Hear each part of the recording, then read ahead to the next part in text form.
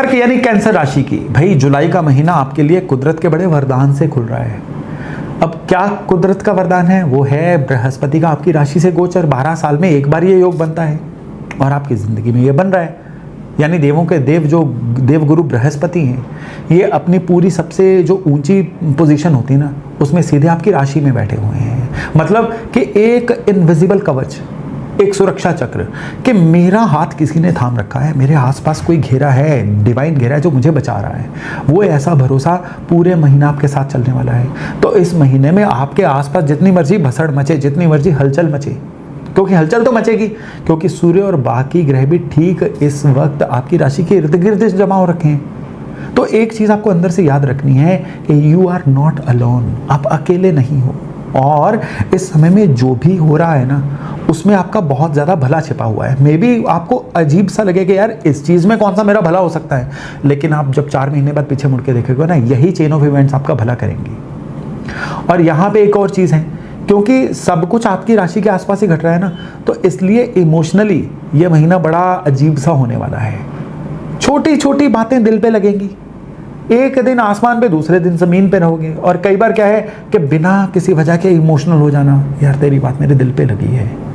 ये ना क्या हो रहा है कि ये दरअसल आपकी जो इमोशनल राशि है ना, कर्क राशि, ये ट्रिगर हो रही है। तो इस महीने में ना धीरे धीरे दोबारा से अपने आप को समझा के बीते हुए कल से 1% बेटर बनाना, और पिछली जो चीज़ें हैं उनका लेट गो बढ़ाना, ये आप ज़रूर करिएगा। ये बहुत बड़ी सलाह दे रहा हूँ। चलिए काम के फ्रंट पे आते हैं। अब देखिए काम के फ्रंट में ना 15 तारीख के या 16 तारीख जब भी सूर्य का राशि परिवर्तन होगा, उसके बाद एक नई एनर्जी आने वाली है। आपको अपनी पहचान बनाना, अपनी जगह पक्की करने की तरफ ध्यान बढ़ेगा। यहाँ पे एक मैं आपको थोड़ी सी वार्निंग सी ही देता हूँ कि इस दौरान ना आई एम ऑलवेज राइट वाला भाव आपके अंदर आ सकता है। उसका रीज़न है गुरु आपकी राशि में है ना, आई एम ऑलवेज राइट वाला एक अहंकार दे देते हैं वो। और ये नॉर्मली आपका स्वभाव क्या है, सबका साथ, सबका विकास, सबको साथ लेके चलना, उससे ये टैली ही नहीं करता। और आपका मन भी कंफ्यूज होगा कि ऐसा तो मैं नहीं था, मैं ऐसा क्यों कर रहा हूं। तो काम में अपनी बात को रखिए, लेकिन कैसे? फ्लेक्सिबली, अपनेपन से, जैसे आप हो। मंगल इस महीने आपके फायदे और दोस्तों वाले कोने में बैठे हुए हैं। इसका मतलब है सही लोग, रेलेवेंट लोग, सही मेहनत से अच्छी कमाई और अच्छे मौकों का रास्ता खुल सकता है आपके लिए। आप में से जो लोग नौकरी में ना, चुपचाप अपना काम करिए। कोई आपको कोई बात कह दे तो ना रिएक्ट करिए, ना उसको दिल पे लीजिए। कहना आसान है लेकिन इसको करना मुश्किल है। और अगर आप व्यापार में हैं, अपने काम में हैं, तो इस पे ना इस महीने की 8-9 तारीख के बाद आपके लाइफ में ना कोई बहुत बड़ा कोई निगोशिएशन हो सकती है, कोई पुराना बड़ा रुका हुआ काम बन सकता है।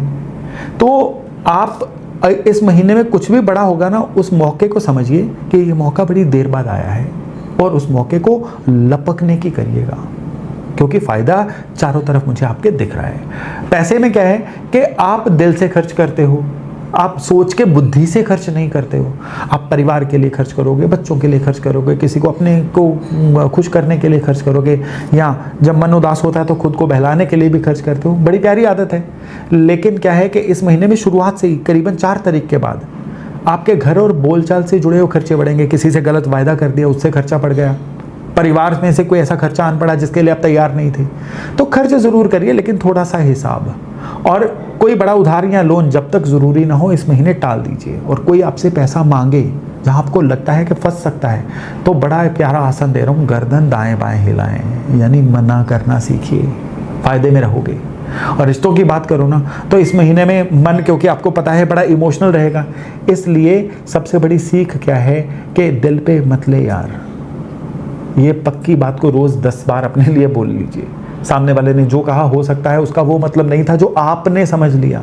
तो इन उलझन भरे दिनों में गलत फहमियाँ होती हैं जल्दी, तो रिएक्ट करने से पहले एक बार पूछ लीजिए, समझ लीजिए, लंबी सांस लीजिए, 2 घंटे निकाल दीजिए। और मैरिड हो आप तो पुरानी बातें, एक बार तुमने मुझे ऐसा बोला था, तुम्हारे पेरेंट्स ने ऐसा बोला था, पुराने गिले शिकवे इस महीने में दोबारा सर उठा सकते हैं। इनको झगड़े में मत बदलने दीजिए।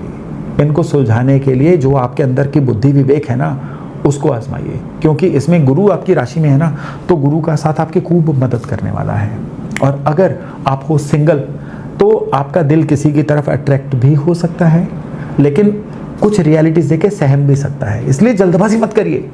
और घर के जो आपके सीनियर मेंबर्स हैं ना, उनके साथ इस महीने में बड़ा क्वालिटी टाइम बिताइए, उनके साथ अपनी मेमोरीज क्रिएट करिए। हेल्थ में ना एक बात सीधे तौर पे समझ लीजिए कि आपकी हेल्थ के तार ना सीधे जुड़े हुए हैं आपके मन से। How you feel it, feeling से जुड़े हुए हैं। जिस दिन आपका मन भारी होगा उस दिन आपका पेट खराब होना शुरू हो जाएगा, उस दिन आपकी नींद खराब हो जाएगी, इवेंचुअली थकान होगी। इस महीने में मन में हलचल है ज़्यादा, इसलिए सेहत का असली राज एक ही है, मन को ठंडा रखिए, शांत रखिए। रात को ज़्यादा सोचना कम करना पड़ेगा। पानी आपकी राशि का तत्व जो है सारा दिन में ठीक से पीजिए और किसी अपने भरोसेमंद इंसान से दिल की बात करिए। सब कुछ अंदर ही सड़ने मत दीजिए, दबा के मत रखिए, चीज़ों को अपने फ्लो में बहने दीजिए। चंद्रमा की राशि है आपकी और आपका उपाय भी जो इस महीने का है ना, वो चंद्रमा से ही जुड़ा हुआ है। क्यों? क्योंकि आपका मूड भी चंद्रमा की तरह घटता बढ़ता रहता है। आपने क्या करना है, इस महीने में जितने सोमवार आएंगे ना, कच्चा दूध लीजिए, उस कच्चे दूध में गाय के घी की 2-4 बूंदें डालिए, बड़ी श्रद्धा से शिव मंदिर जाइए और इस कच्चे दूध का अभिषेक शिवलिंग पे हर सोमवार करिए। और वहीं पे बैठ के आपने 108 बार शिव पंचाक्षरी मंत्र यानी ओम नमः शिवाय जपना है। ये उपाय दिखने में जितना सिंपल सरल है ना, उतना ही ये आपको इमोशनल टर्बुलेंस से बचाएगा और इस महीने के सारे उतार चढ़ाव से आपकी पूरी तरह से रक्षा करने वाला है।